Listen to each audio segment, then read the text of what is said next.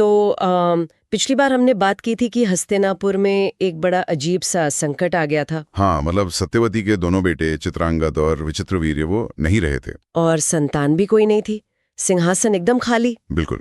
और मजे की बात यह कि भीष्म की जो प्रतिज्ञा थी राज्य बचाने वाली, हाँ, वही अब एक तरह से रास्ते में आ गई थी, भविष्य के लिए एक सवाल बन गई थी। तो आज हम इसी पे बात करेंगे कि ये गुत्थी सुलझी कैसे। मतलब कुरु वंश को आगे बढ़ाने वाले वो 3 राजकुमार कैसे आए, धृतराष्ट्र, पांडु और विदुर। लेकिन देखिए, इनका जन्म कोई आम बात नहीं थी, बहुत ही असाधारण हालात थे। सही कहा। और उन्हीं हालातों ने आगे चलकर महाभारत की पूरी कहानी का रुख तय कर दिया। तो चलिए इस कहानी की गहराइयों में उतरते हैं आज। और हाँ, हमारी ये जो भी बातचीत है, ये उस स्रोत पर आधारित है जिसमें इन जन्मों का पूरा ब्यौरा मिलता है। बिल्कुल। और देखिए, इन जन्मों के पीछे की जो बातें हैं, उनको समझना सिर्फ कहानी के लिए नहीं, बल्कि किरदारों को समझने के लिए, उनके स्वभाव, उनकी किस्मत और जो आगे इतना बड़ा युद्ध हुआ ना, उसके बीज कहाँ थे, ये समझने के लिए बहुत जरूरी है। इनमें बड़े गहरे मतलब छिपे हैं। तो कहानी शुरू होती है रानी सत्यवती से। जाहिर है बहुत दुखी थीं, चिंतित थीं। हाँ, वंश खत्म होने का डर था, हस्तिनापुर का क्या होगा कुछ समझ नहीं आ रहा था। बिल्कुल।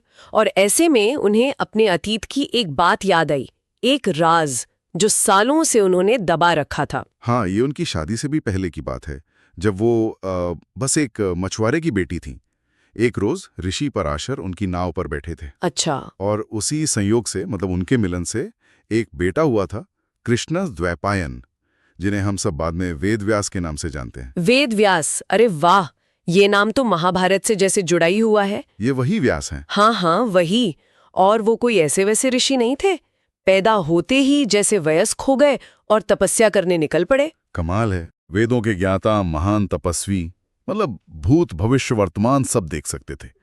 और जैसा आपने कहा, महाभारत लिखी भी तो उन्होंने ही है जी। उनका ज्ञान, उनकी शक्ति, सब कुछ अद्भुत था। तो जब हस्तिनापुर पे ये वंश खत्म होने का खतरा मंडराया, सत्यवती ने फौरन अपने इसी बेटे को याद किया। जी। व्यास को चुपके से बुलवाया, अपनी सारी परेशानी बताई। कहा, बेटा, कुल की नैया डूब रही है, विचित्रवीर्य की पत्नियां हैं पर संतान नहीं, सिंहासन सूना है, वंश बचाने के लिए तुम्हें मेरी मदद करनी होगी। अब माँ का आदेश था, व्यास कैसे मना करते।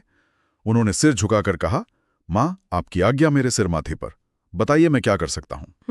और यहीं पर उस समय की एक खास सामाजिक और धार्मिक व्यवस्था, उसका जिक्र आता है। आप नियोग की बात कर रहे हैं ना?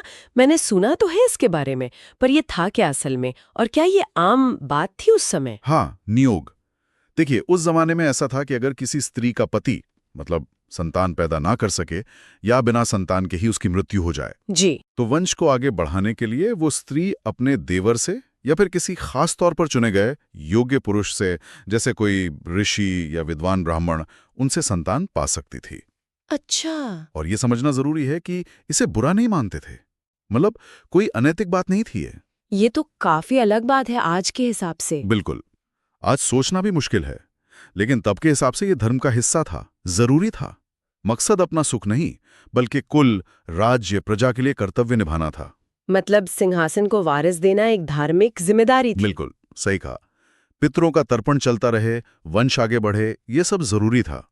इसीलिए व्यास का अपनी मां की बात मानकर विचित्रवीर्य की विधवा रानियों अंबिका और अंबालिका को नियोग से संतान देना, ये उस समय की मान्यताओं के हिसाब से बिल्कुल ठीक था।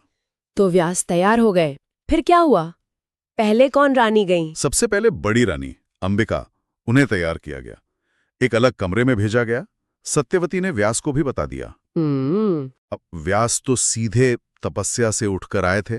उनका रूप थोड़ा उग्र था, लंबी जटाएं, चमकती हुई आंखें, बदन पे भस्म और एक अजीब सा तेज। अच्छा। तो जब वो अंबिका के कमरे में गए, उनके इस रूप को देखकर, जो शायद थोड़ा डरावना भी लगा हो, अंबिका बुरी तरह डर गई।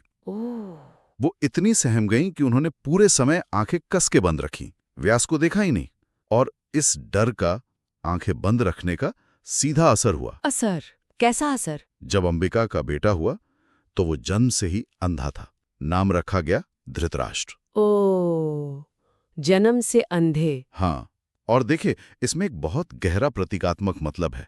धृतराष्ट्र का ये शारीरिक अंधापन सिर्फ एक हादसा नहीं माना जाता। तो फिर ये आगे चलकर उनके उस मानसिक अंधेपन का प्रतीक बना। वो जो पुत्र मोह था ना उनका, हाँ, कौरवों के लिए। बिल्कुल, जिसके चलते वो अपने बेटों की गलतियां, उनका अधर्म सब देखते हुए भी अनदेखा करते रहे। और यही मोह तो आखिर में कुरुक्षेत्र के युद्ध का एक बड़ा कारण बना। तो जैसे जन्म के हालात ने ही भविष्य का इशारा दे दिया था। वाह, ये तो वाकई बहुत गहरा संकेत है। शारीरिक अंधापन और फिर वो मानसिक अंधापन।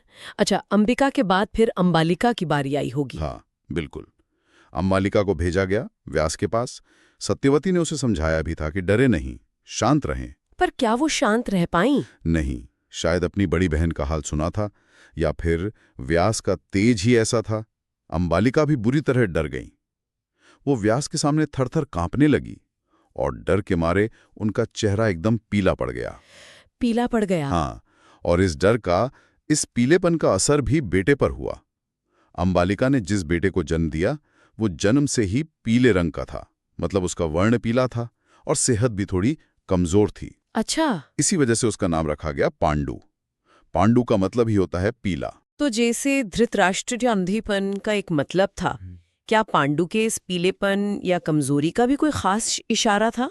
हाँ, बिल्कुल। देखिए, पांडु आगे चलकर बहुत बड़े योद्धा बने, धनुर्धर बने, इसमें कोई शक नहीं।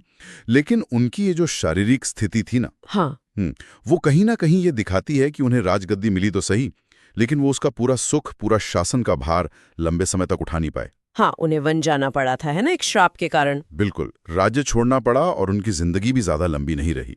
तो यहां भी जन्म के हालात जैसे भविष्य बता रहे थे, शक्ति तो है, अधिकार भी है, पर उसका पूरा इस्तेमाल नहीं कर पाए। तो दो बेटे तो हो गए, धृतराष्ट्र और पांडु। लेकिन सत्यवती अभी भी पूरी तरह खुश नहीं थी। एक अंधा, दूसरा कुछ कमजोर। हाँ, उन्हें एक बिल्कुल स्वस्थ, हर तरह से उत्तम पोते की चाहत थी। तो उन्होंने व्यास से एक बार फिर नियोग के लिए कहा। लेकिन इस बार रानियां तैयार हुईं। नहीं, अंबिका और अंबालिका दोनों ही घबरा रही थीं। पिछला अनुभव अच्छा नहीं रहा था उनके लिए। उन्होंने साफ मना कर दिया। तो फिर क्या हुआ? सत्यवती की इच्छा अधूरी रह गई? नहीं, रानियों ने एक तरकीब निकाली। उनकी एक दासी थी, बड़ी अच्छी, सुशील, धर्म को मानने वाली। जी। उन्होंने उसे रानी के कपड़े पहनाए और व्यास के पास भेज दिया। और यहीं पर एक बड़ा फर्क देखने को मिलता है। जहां दोनों रानियां व्यास के तेज से डर गई थीं, वहीं उस दासी ने ऋषि का स्वागत किया, पूरी विनम्रता से, आदर से, शांति से। अच्छा, वो डरी नहीं? बिल्कुल नहीं। ना डरी, ना घबराई, ना आंखें बंद की, ना पीली पड़ी। उसने एकदम शांत मन से ऋषि की सेवा की। तो इस शांत और सम्मान भरे मिलन का नतीजा क्या निकला? नतीजा ये हुआ कि एक बहुत ही तेजस्वी, बुद्धिमान और धर्म को जानने वाले बेटे का जन्म हुआ। यही बेटा कहलाया विदुर। विदुर, अरे हाँ, जिनका नाम हम हमेशा नीति और धर्म के साथ सुनते हैं महाभारत में। हाँ जी, वही विदुर। अब देखिए, अजीब बात यह है कि वो तीनों भाइयों में सबसे ज्यादा ज्ञानी थे, नीतिवान थे, धर्म के जानकार थे। हाँ, ये तो है। लेकिन क्योंकि उनका जन्म एक दासी के गर्भ से हुआ था, उन्हें कभी राजगद्दी का अधिकार नहीं मिला। वो मंत्री बने, सलाहकार बने, हमेशा सच और धर्म की बात की, लेकिन जन्म की वजह से वो राजा नहीं बन सके। ये तो इस समाज की एक बड़ी अजीब सच्चाई दिखाता है। मतलब काबिलियत है, पर जन्म के कारण अधिकार नहीं मिला। बिल्कुल। विदुर का जन्म और उनकी पूरी जिंदगी इसी सवाल को खड़ा करती है कि जन्म बड़ा है या गुण। उस समय की व्यवस्था ने जन्म को ज्यादा महत्व दिया, भले ही विदुर जैसे लोग गुणों में कहीं आगे थे। वो हस्तिनापुर के उस दरबार में जहां छल कपट अहंकार भरा था, वहां अकेले ही समझदारी और नैतिकता की आवाज थे। लेकिन अक्सर उनकी बात सुनी नहीं जाती थी। सही कहा। उनका होना ही जैसे ये बताता था कि ज्ञान और धर्म किसी कुल या जन्म के मोहताज नहीं होते, पर समाज के नियम उन्हें कैसे रोक सकते हैं। तो इस तरह व्यास के जरिए नियोग से हस्तिनापुर को मिले 3 राजकुमार, जिन्होंने कुरु वंश को आगे बढ़ाया। एक धृतराष्ट्र, शारीरिक बल शायद सबसे ज्यादा, पर जन्म से अंधे और बाद में मोह में अंधे। दूसरे पांडु, पीले रंग वाले, सेहत थोड़ी कमजोर, पर महान योद्धा और राजा बने, लेकिन पूरा सुख नहीं भोग पाए जी। और तीसरे विदुर, दासीपुत्र होने के नाते सिंहासन से दूर, लेकिन बुद्धि, ज्ञान और धर्म में सबसे आगे। और इन तीनों के जन्म की ये जो खास बातें हैं ना, ये सिर्फ दिलचस्प कहानियां नहीं हैं। ये महाभारत का जो पूरा ताना बाना है उसकी बुनियाद है। सही। धृतराष्ट्र का अंधापन, उनका मोह, पांडु की हालत और फिर उनके बेटों यानी पांडवों का अधिकार, और विदुर का ज्ञानी होकर भी शक्तिहीन रहना, इन सब ने मिलकर ही तो वो पारिवारिक झगड़ा, वो हक की लड़ाई और आखिर में वो भयानक युद्ध की जमीन तैयार की जिसे हम कुरुक्षेत्र कहते हैं। मतलब भविष्य के झगड़ों के बीज यहीं दिख जाते हैं। बिल्कुल साफ। ऐसा लगता है जैसे किरदारों की किस्मत उनके जन्म के साथ ही जुड़ गई थी। तो आज हमने ये समझा कि कैसे सत्यवती की चिंता, व्यास की मदद और नियोग की उस पुरानी परंपरा से हस्तिनापुर को 3 राजकुमार मिले। धृतराष्ट्र, पांडु और विदुर के जन्म के पीछे की वो असाधारण बातें और उनके गहरे मतलब समझने की कोशिश की हमने। हाँ, और कैसे उनके जन्म ने ही उनके किरदारों और आगे की भूमिका की एक झलक दे दी थी। सही। ये सब हमें एक सोचने वाली बात पे लाके खड़ा करता है जो इस पूरी कहानी से निकलती है। देखिए, हस्तिनापुर का चलाने के लिए आखिर किन गुणों का संतुलन चाहिए था? अच्छा सवाल है। धृतराष्ट्र के पास बल था, पर देखने और समझने की शक्ति मतलब विवेक कम था। पांडु में वीरता थी, शायद राजा वाले गुण भी थे, पर शारीरिक स्थिरता नहीं थी। और विदुर, उनके पास जबरदस्त ज्ञान और धर्म था, पर जन्म के कारण अधिकार नहीं था। हाँ, तीनों में कुछ न कुछ कमी थी, या कहें कि अधिकार की कमी थी। तो क्या किसी भी राज्य को सही से चलाने के लिए इन तीनों चीजों, शारीरिक शक्ति, राज करने का हुनर और नैतिक ज्ञान, इनका संतुलन जरूरी नहीं है? बिल्कुल जरूरी है। और जब ये संतुलन बिगड़ता है, जैसा कि यहाँ इन जन्मों और उनके नतीजों में दिख रहा है, तो क्या वो पतन का कारण नहीं बनता? ये सवाल हमें उस समय के समाज और राजनीति पर सोचने को मजबूर करता है। ये वाकई बहुत गहरा विचार है, सोचने लायक है। खैर, स्रोत हमें आगे ये भी बताता है कि कहानी यहाँ रुकी नहीं। अगली बार हम जानेंगे कुंती को मिले उस दिव्य वरदान के बारे में और कैसे पांडवों का जन्म हुआ। हाँ, वो 5 भाई जो आगे चलकर धृतराष्ट्र के बेटों कौरवों के अधर्म के खिलाफ खड़े हुए। बिल्कुल। तब तक इस कहानी का ये सार याद रखिए। शरीर की ताकत शायद काम ना आए, आंखों की रोशनी धोखा दे सकती है, लेकिन सच्चा ज्ञान और धर्म का रास्ता दिखाने वाली नजर हमेशा काम आती है।